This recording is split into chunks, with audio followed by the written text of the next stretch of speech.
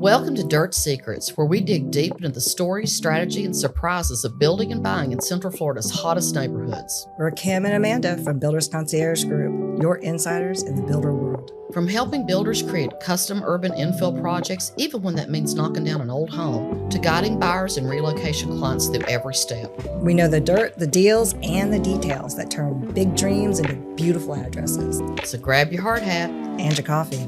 Let's dig in.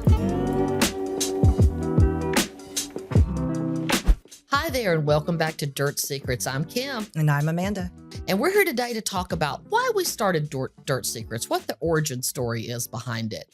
And we wanted to bring our knowledge, our mistakes, our experience to buyers and realtors and show them the difference between a buildable lot and a renovation project. And a renovation project. Yeah, the last thing we Yeah. want to do is tear down every single home. Yeah. There's a place for all of it. And we really, really love to rehab these little jewel boxes and these great homes. But when you have a functionally obsolescent home, or you have a home that's not been taken care of and is so dilapidated, it's far more expensive to do that. It is. Tear down's the only way to go. But there are true costs and complexities of land that we see mistakes on a regular basis, and kind of started this just to make sure we can share with you exactly what you need to be looking for. This is going to be a high level view. We just really want to give you an idea and let you know, call us if you have any questions further so that we can kind of give you some guidance and places to look. There's nothing fun about this topic, but it is an important topic. I think the thing that agents and sellers miss out on the most is the double lot myth. It's like, I understand just because two lots are shown as plat, you don't automatically get to revert to plat. No, not at all. Just because that was platted in the 40s or 50s, it doesn't mean that today's zoning matches that platting. That's right. Code changes. It does. You could have a non-conforming lot. There's conforming lots, which you can do with, based off what the zoning is. There's non-conforming lots where you need variances. If you own your piece of property, it's now a non-conforming lot in size because they've changed over time. Keeping two walls allows you to grandfather in, but you tear that thing down, you don't have a buildable lot without a variance or a much smaller home. So there's a lot of things that needs to be understood. And when we talk about the double lot myth, we have a lot of agents that we see list things in MLS as an R2. Yes, that means you can have two kitchens. It doesn't mean that we can split the lot because it could be a non-conforming lot once it's split. So you need to know the size of that lot. You could have a 50 by 140 that's an R1A, and you can have a 50 by 140 that's R1T. Those are two different sizes of lots and different setbacks that you have to be aware of. You might, if you're a corner lot, you have a detached garage. There are so many things here that you have to know the ins and outs and a lot of nuances for sure. And the different municipalities. It is. It matters where. It could vary drastically. You could be two streets over and all of a sudden you're an unincorporated and you've got more liberty to build and different setbacks. And you go to Winter Park and it's 30% more for 30% less with their stuff. So it matters. And that's what we just want to get some information out there. The biggest mistakes and the hardest thing that we see is when it goes in MLS because of information that's not understood. This is new construction. Most realtors are resale. All of our experience, both of our careers have been nothing but new construction. So we've had, years and years and years to learn a lot of information. When they put them in MLS and they say it's 600,000 and it's an R2 and you're like, no, it's actually 325 and it's only one lot. Or maybe we can push it. We have a bigger lot, but we can build maybe a second kitchen. Now that seller is expecting 6 and your offers are coming in. You spent time doing this and money and listing it, and then frustration on everyone's part. So everybody loses when we don't have that right information. So putting this together was kind of where we start. This is how this all started. Yeah. And it's kind of evolving. Yeah. And that's just talking about, like the zonings and setbacks. You've also got other hidden costs on a lot. Right. People don't realize you got a lot full of trees. Right. With the different zoning ordinances, with the tree ordinances in different municipalities. Wow, 2 or 3 big trees could add $40,000, $50,000 to the cost of that lot in a second. That's right. And there's no longer as much latitude to remove trees that are going to be in the building pad They're like, okay, if you take it down, you got to pay for it. So it really can add, all of a sudden you can add 25, 30% to the cost of the lot in just clearing, removing the old house. You've got, especially these 40s and 50s house, you may have buried oil tanks. You may have an existing pool to demo because everybody's like, oh, I'll work the house around that old pool. Nobody wants a new house in a 50-year-old pool, builders. They don't. A pool that size. They don't. And that deep. They don't. And it's just, it's difficult to maintain. They don't want it. So you got to start fresh. Yep.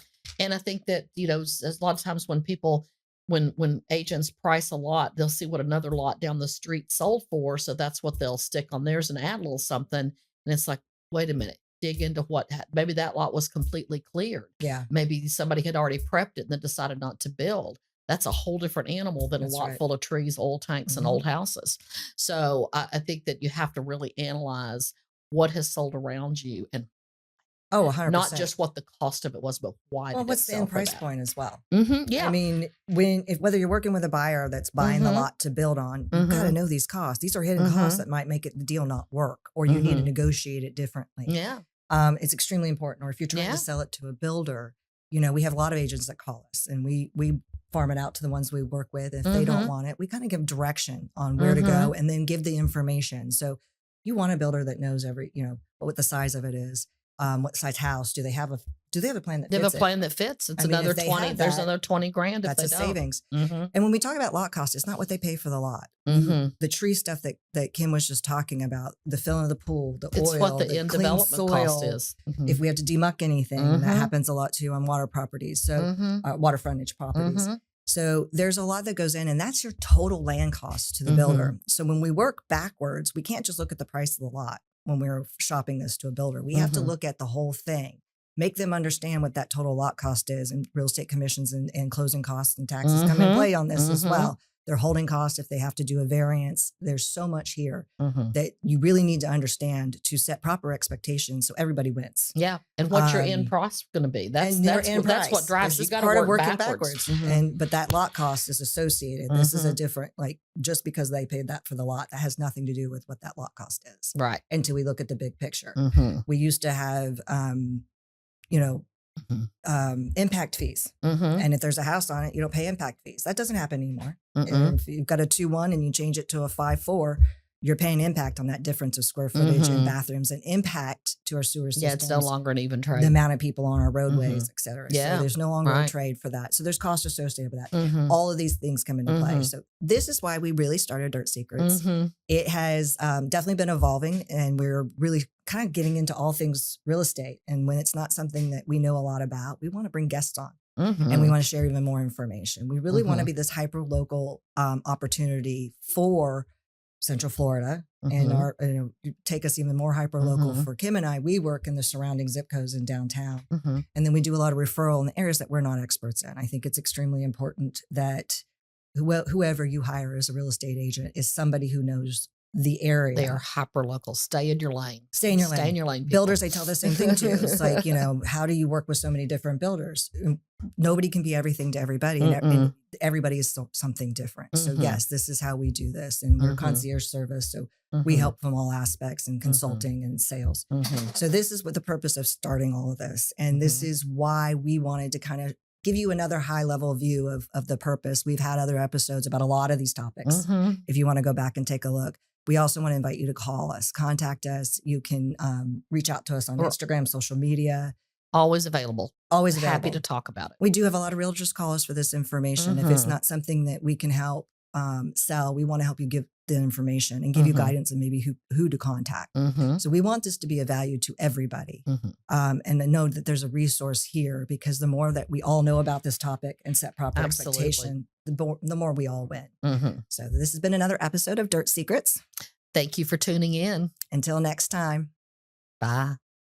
That's another episode of Dirt Secrets, where we uncover the real stories and strategies behind building and buying in Central Florida. If you're a builder ready to make your mark with a custom urban infill project, a buyer looking for the perfect home, or someone relocating here for a fresh start, we're here to guide you from blueprint to closing. Make sure to follow the show on your favorite podcast app so you never miss a single secret and to stay ahead of the market. You can find us at buildersconciergegroup.com or on Instagram and Facebook at Builders Concierge Group, where we share listings, behind-the-scene tours, tours, and sneak peeks of what's coming next. We'd love to hear from you. Send your questions, your dream home wish list, or your own dirt secret, and we might feature it in a future episode.